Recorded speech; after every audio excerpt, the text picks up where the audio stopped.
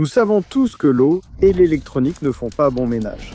Mais dans 24 heures, il faut que ce PC survive dehors, en plein orage. Alors la question à $1 million, c'est comment rendre un PC étanche? Est-ce même possible?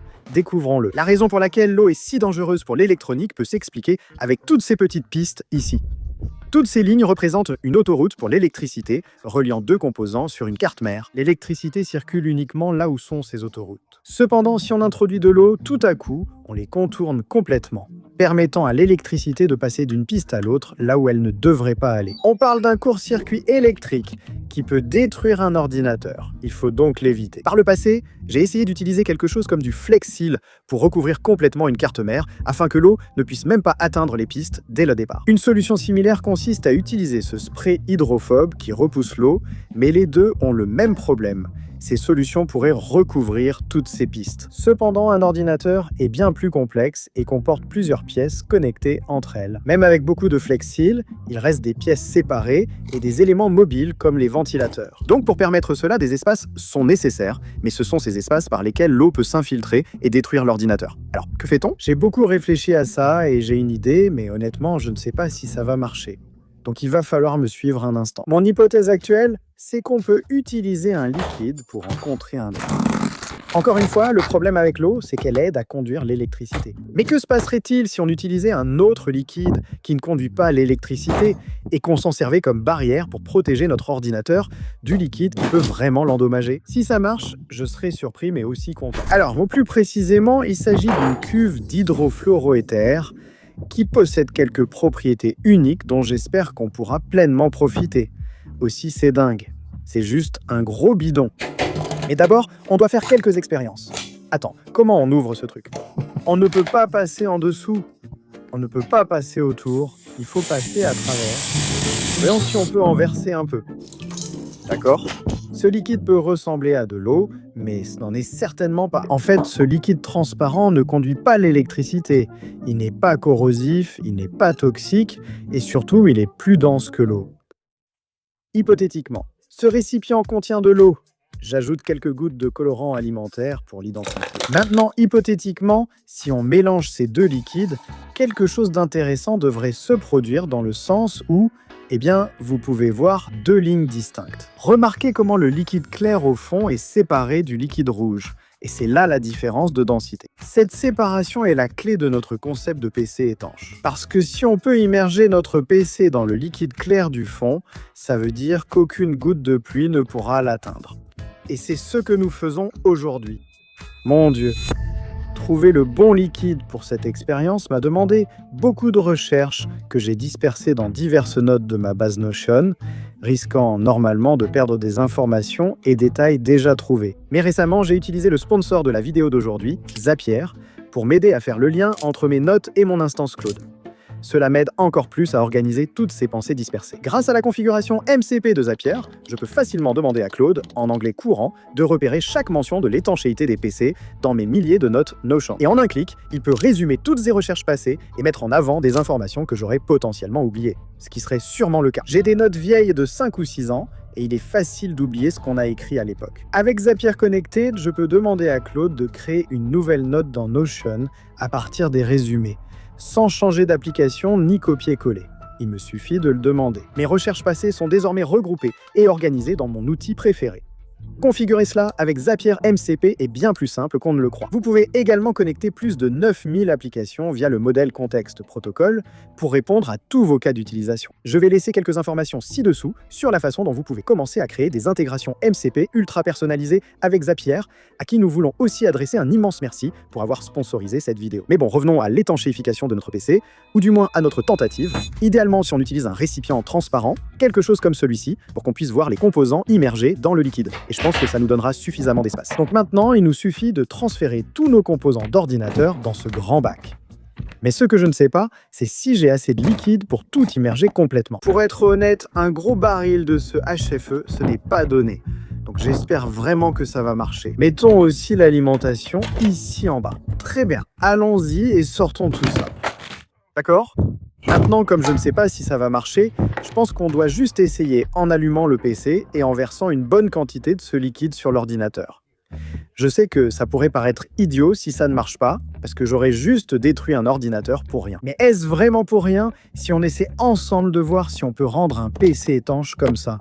Sacrifier des composants pour la science en vaut toujours la peine selon moi. On va mettre un écran là-bas, brancher notre ordinateur à l'alimentation. Je crois que c'est tout. Voyons juste si ça marche.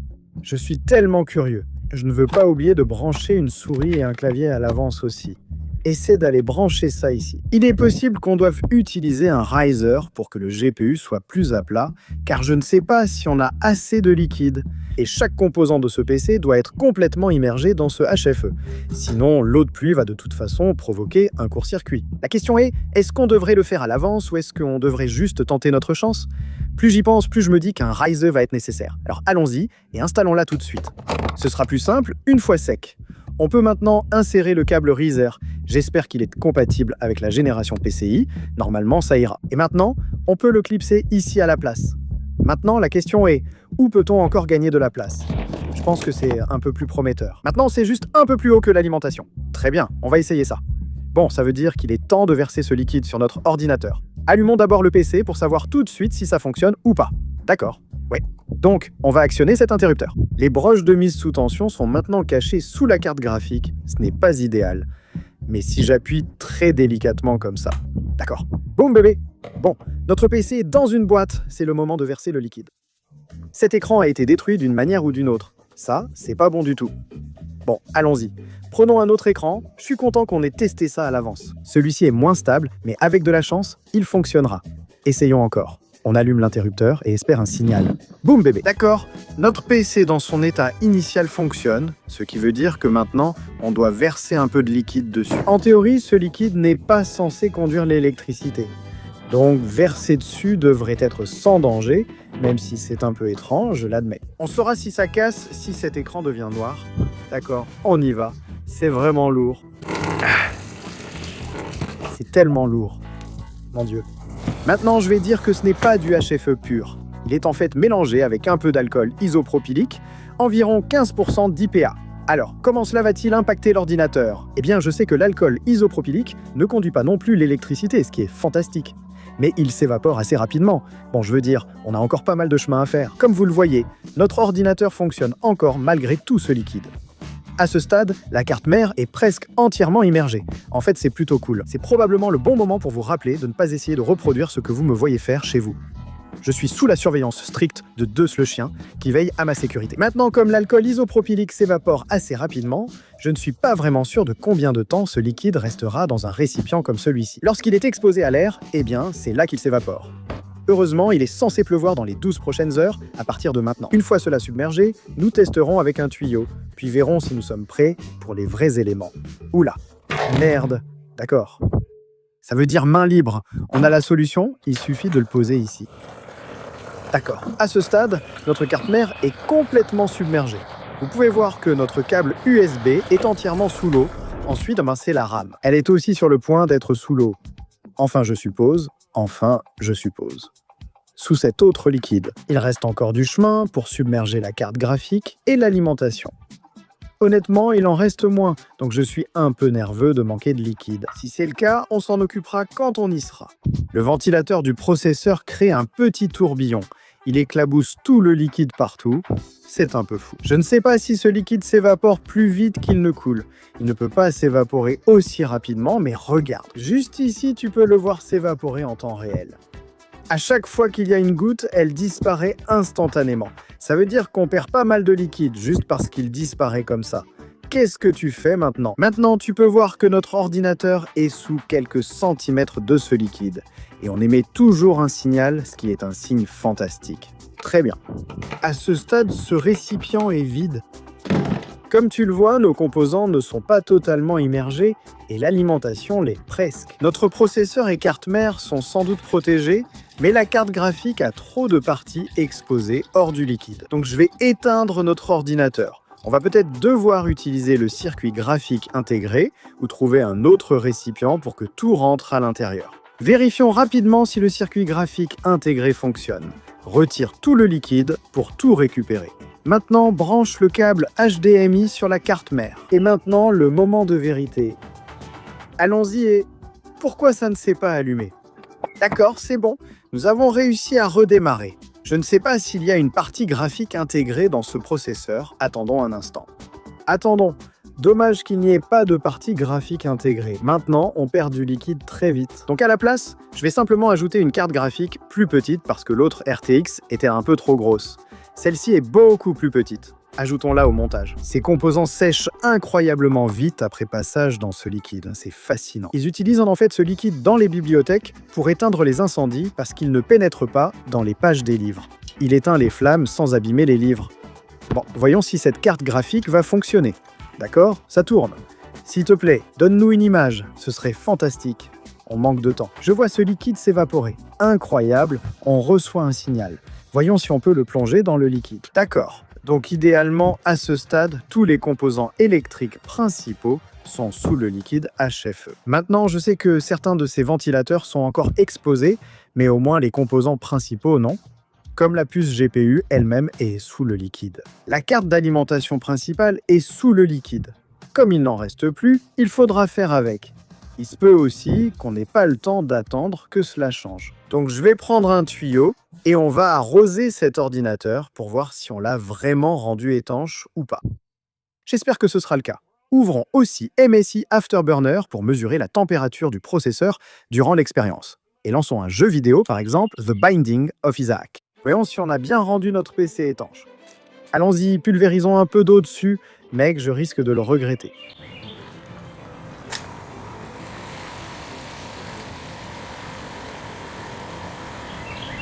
Il pleut actuellement sur notre PC. Je ne sais même pas s'il fonctionne parce que je ne peux pas voir l'écran. Mec. C'est très perturbant. Non, l'ordinateur est éteint. Non. Avons-nous échoué? Maintenant, vous pouvez voir ici la séparation de l'eau et du liquide HFE, ce qui est justement ce que je pensais voir fonctionner si on immergeait les composants du PC dans la partie du bas. Je croyais que cela le protégerait de la couche d'eau supérieure. Je ne sais pas si ces composants étaient assez immergés. Essayons encore une fois. D'accord, nous arrivons toujours à faire fonctionner notre alimentation, mais les ventilateurs de notre processeur et de notre carte graphique ne tournent plus. Cela dit, le RGB de notre RAM s'allume toujours. Donc une partie de cet ordinateur est encore en vie. Mais je n'aime pas du tout comment ça se présente. D'accord, ce n'est pas bon. Il y a du feu sous l'eau. Mon Dieu. D'accord, il faut éteindre ça. Débranche-le, débranche-le, débranche-le. C'est fou.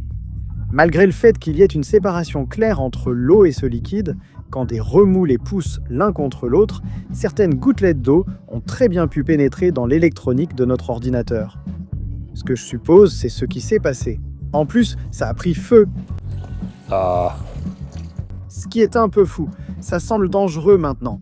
Si je regarde les images, on dirait bien que l'ordinateur a survécu à la pluie pendant au moins 1 minute ou quelque chose comme ça, ce qui semble plus long qu'il n'aurait survécu sans aucune protection. Maintenant, je ne sais pas si ça a cessé de fonctionner à cause de l'émulsification ou si ça n'aurait jamais marché. D'accord, je vois. Voilà le coupable. C'est un peu difficile à voir, mais ça, oui, ça suffit pour expliquer.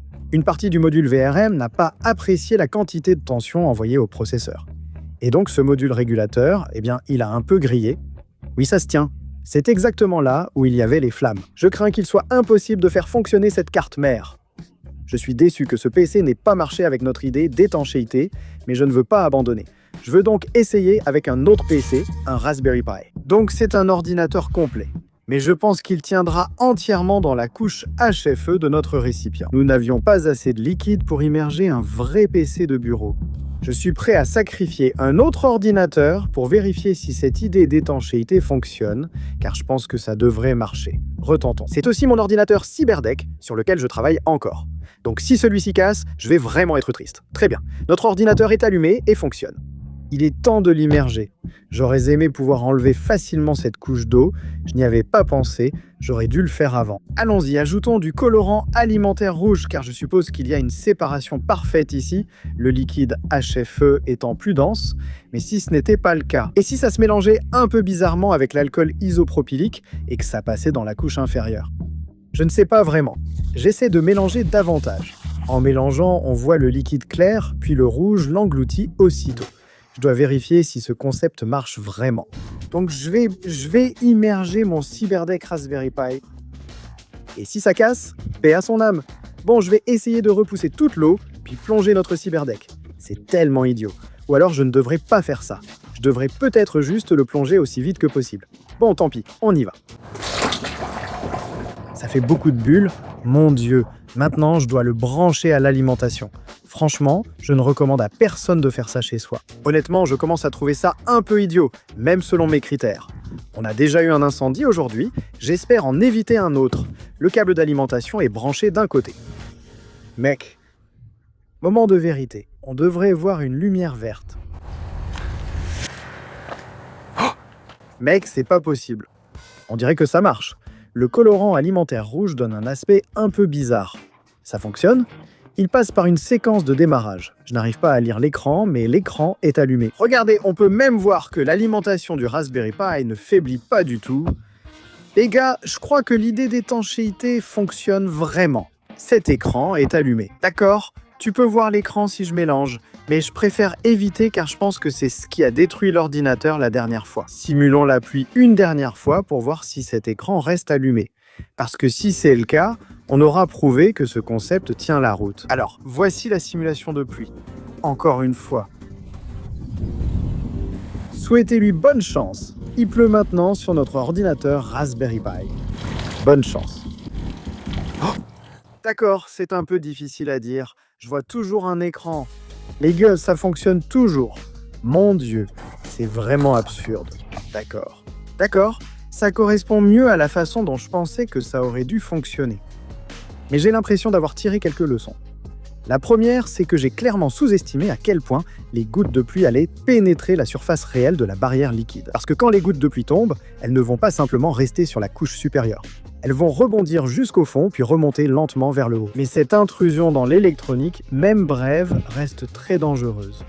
Ensuite, les ventilateurs. Je ne pensais pas qu'ils pourraient mélanger et émulsifier les liquides dans notre ordinateur, causant sa perte. Ce qui me fait penser que si nous avions simplement beaucoup plus de ce liquide HFE, nous pourrions rendre totalement étanche n'importe quel appareil électronique que nous voudrions. Imaginez ce récipient 1 mètre plus haut, plein de liquide, avec notre ordinateur au fond. Aucune goutte de pluie ne peut atteindre cette profondeur et la turbulence créée au fond ne suffirait pas à émulsifier tout le réservoir. Le succès avec le Raspberry Pi prouve que le concept fonctionne en pratique. Il nous faut juste un réservoir plus grand et plus de liquide. Je suis vraiment reconnaissant que ça ait marché. C'est tout pour aujourd'hui. Je suis Marie-Esther, votre bidouilleur tech. À la prochaine.